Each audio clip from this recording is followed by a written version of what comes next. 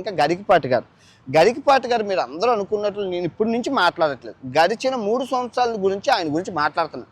2020లో మాట్లాడినా, 21లో మాట్లాడినా, 22లో మాట్లాడినా.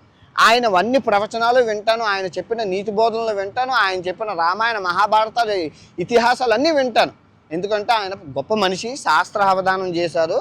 ఆ తర్వాత చాలా చాలా గొప్ప ఆయన అవధానం మొత్తం తోపు మన తెలుగు దానికి సంస్కృతి సాంప్రదాయాలకి.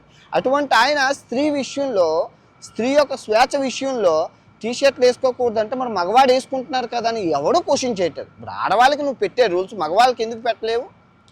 మగవాడు టీషర్ట్ వేసుకుంటున్నారు, నేను చెడ్డీ వేసుకున్నాను, ఆడవాళ్ళు చీర కట్టుకోవాలని నువ్వు ఎలా చెప్తావు? గుడికి వెళ్ళేటప్పుడు కట్టుకుంటాం, కానీ బయటకు వచ్చేటప్పుడు కూడా నువ్వు చీరతోనే రావాలి, లేదంటే రేపులు జరుగుతాయని ఎలా చెప్తావు? ఇప్పుడు చీర కట్టుకున్న 60,000 రేపులు చీర కట్టుకున్న వాళ్ళు, పోనీ చున్నీ వేసుకున్న వాళ్ళు, స్కూల్కి వెళ్ళిన వాళ్ళని చేశారు కదా. మీరు వాళ్ళ మీద ఎప్పుడైనా మాట్లాడారా? ఒక్క రేపు మీదైనా మాట్లాడారా?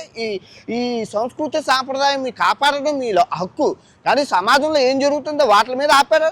మన ఇంట్లో ఆడపిల్ల మీద జరిగితేనే మీరు రెస్పాండ్ అవుతారా? నేనేం తప్పు చేయలేదు. నేను గడిచిన 6 సంవత్సరాల్లో రేపుల మీద ఎన్ని వీడియోలు చేశాను అన్నది మీరు చూడండి, ఉన్నాయి. ఏవి డిలీట్ చేయలేదు, అలాగే ఉన్నాయి.